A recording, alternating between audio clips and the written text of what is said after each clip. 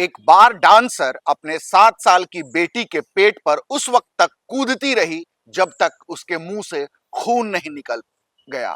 उसके बाद उसने शराब पार्टी की और मस्त टू पीस में नाचती रही। अब आपके मन में यह सवाल उठ रहा होगा कि आखिर ये कौन है वो बार डांसर जिसने अपनी बेटी को इतनी बेरहमी से न केवल कत्ल कर दिया बल्कि इसके पीछे उसके क्या मजबूरियां थी या फिर ये पूरी साजिश का नतीजा था। नमस्कार, मैं हूं कुलदीप भारद्वाज और आपने देखना शुरू कर दिया है किस्सा क्राइम का। तारीख थी 13-14 जुलाई की दरमियानी रात, जब लखनऊ पुलिस के 112 को एक फोन आया। फोन पर एक महिला रो रही थी और उसने अपने पति पर अपनी मासूम बच्ची को कत्ल करने का न केवल आरोप लगाया बल्कि बकायदा कत्ल कर फरार होने का इल्जाम भी चस्पा किया। यह कहानी है उत्तर प्रदेश की राजधानी लखनऊ की। यह वाकया बेहद दर्दनाक और डर पैदा करने वाला है, क्योंकि इसमें आशनाई के चक्कर में एक 7 साल की मासूम बच्ची का नृशंसता पूर्वक न केवल मौत के घाट उतार दिया गया बल्कि उसकी मौत के पीछे की वजह जानकर आप सोचने पर मजबूर हो जाएंगे कि वर्तमान समय में दरकते रिश्तों और टूटते शादीशुदा संबंधों की परिणति ऐसी भी हो सकती है कि अपने पेट से जन्मे 7 साल की मासूम को एक मां कत्ल कैसे कर सकती है। यह क्रूरता का चरम है। दरअसल ये कहानी शुरू होती है 10 साल पहले, जब लखनऊ के खुदरागंज निवासी शाहरुख खान की नजरें एक पार्टी में नाज उर्फ रोशनी खान नामक युवती से चार होती है। दोनों एक दूसरे को पसंद करते हैं।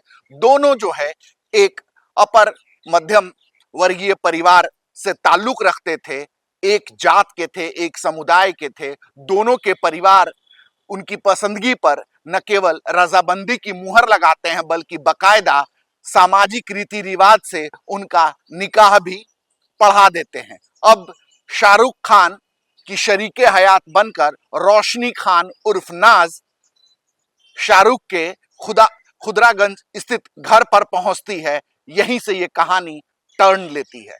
दरअसल नाज उर्फ रोशनी बेहद महत्वाकांक्षी लड़की थी और उसको खुला जीवन जीने की आदत थी। उसको नाचने का शौक था। उसे खुद अपने पैरों पर खड़े होकर कमाई करने और तमाम जो है आप कह सकते हैं लग्जरियस लाइफ जीने की चाहत थी। और उसका पति एक दीनदार मध्यम वर्गीय सोच वाला शाहरुख उसकी उम्मीदों पर खरा नहीं उतरता था। दोनों के बीच महज 2 साल में ही रिश्ते इस कदर खराब होने लगे कि दोनों जो है लंबे समय तक एक दूसरे से एक छत के नीचे रहते हुए भी बातचीत नहीं करते थे। समय अपनी रवानी पे था और देखते ही देखते आखिरकार इन दोनों के संबंधों की जो है खटास बढ़ती चली गई। लेकिन इसी बीच नाज उर्फ रोशनी एक बच्ची जिसका नाम सायनारा था उसकी मां बनी। मां बनने के बाद भी परिजन ये उम्मीद कर रहे थे कि नाज के नखरे जो हैं और आप कह सकते हैं कि खुलेआम जिंदगी जीने की चाहत में कमी आएगी और बतौर मां वो जो है अपनी जिंदगी में अपने गृहस्थी में जो है ज्यादा मुलव्विस हो जाएगी। लेकिन समय के साथ नाज के नखरे लगातार बढ़ते चले गए और एक ऐसा वक्त आया जब शाहरुख और इसके बीच में रिश्ते इस कदर तलखी भरे हो गए कि दोनों ने अपने रास्ते अलग अलग कर लिए, लेकिन अब तक तलाक नहीं हुआ था। नाज जो है डांस करना चाहती थी, मॉडलिंग करना चाहती थी, ब्यूटिशियन का कोर्स करना चाहती थी। उसकी चाहतें बड़ी थी। वो फिल्मी दुनिया से भी काफी प्रभावित थी और उसी तरह की लेविश लाइफ जीना चाहती थी।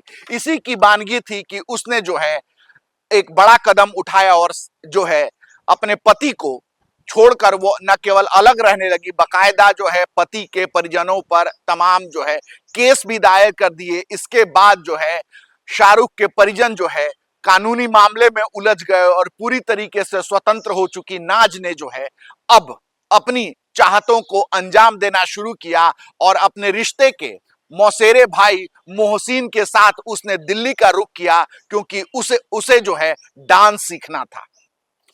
वो उत्तर प्रदेश की राजधानी से निकलकर देश की राजधानी दिल्ली पहुंची और फिर उसने जो है एक कोरियोग्राफर से जो है लगभग 2 साल तक डांस सीखा।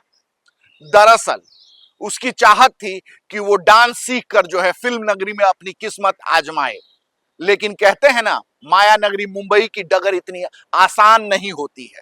इसकी बानगी दिखी जब उसने जो है पूरी तरीके से डांस सीखा और देखने में बला की खूबसूरत नाज ने अब मॉडलिंग की ओर अपना कदम बढ़ाया।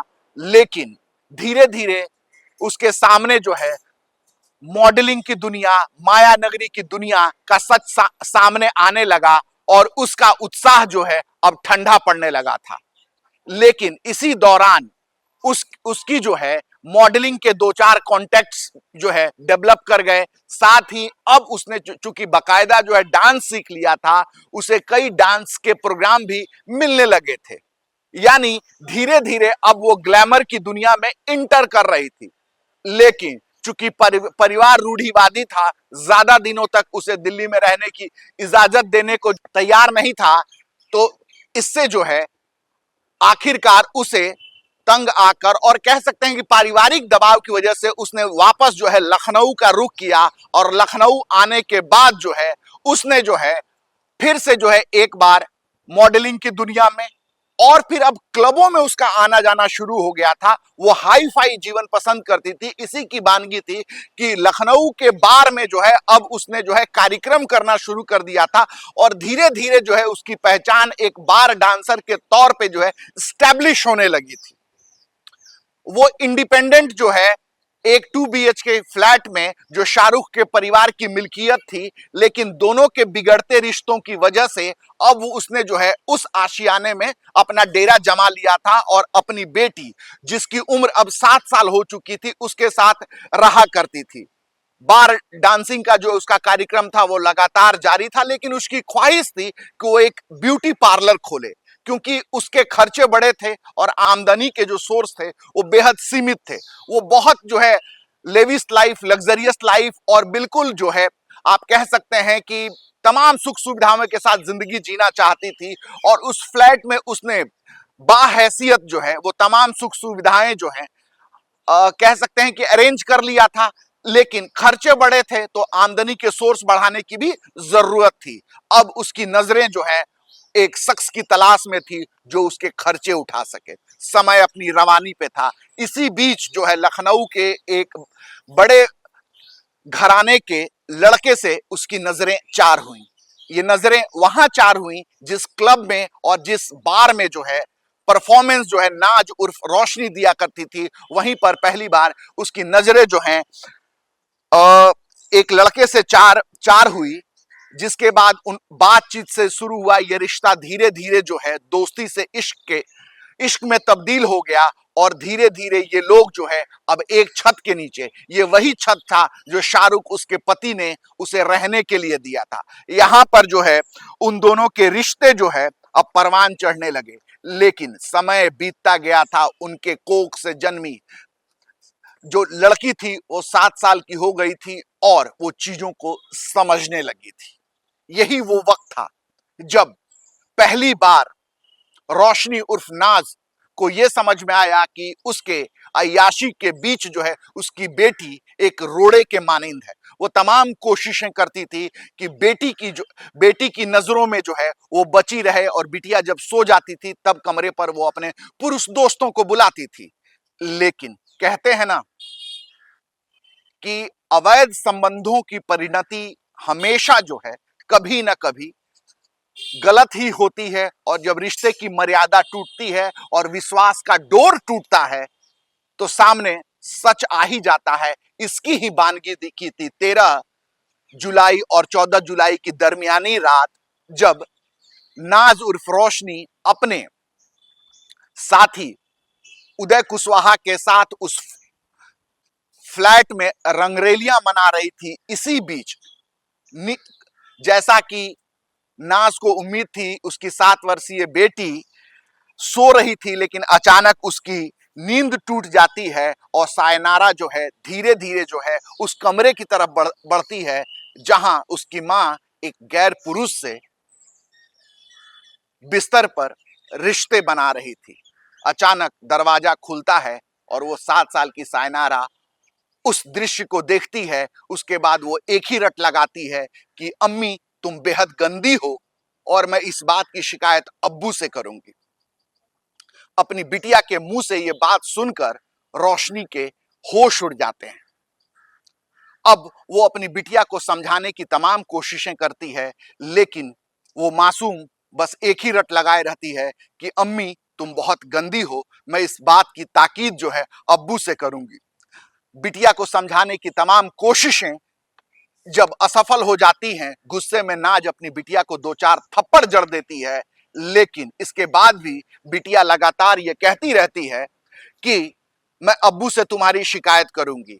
इन तमाम बातों को सुनकर अब नाज जो शराब के नशे में थी, उसका जो है धैर्य जवाब दे जाता है और उसने वो खौफनाक कदम उठा लिया। उसने अपने कोख से जन्मे 7 साल की बेटी सायनारा को जमीन पर पटक दिया और उसके पेट पर खड़े होकर कूदना शुरू हुआ कर दिया। क्या आप यकीन करेंगे कि एक मां जिसने अपने कोख से बच्चे को जन्म दिया हो, उसके पेट पर खड़ी होकर वो बेतहासा पागलों की तरह कूदती रही, जिसका नतीजा ये हुआ कि बच्ची के मुंह से खून निकल गया और उसकी दर्दनाक मौत हो गई।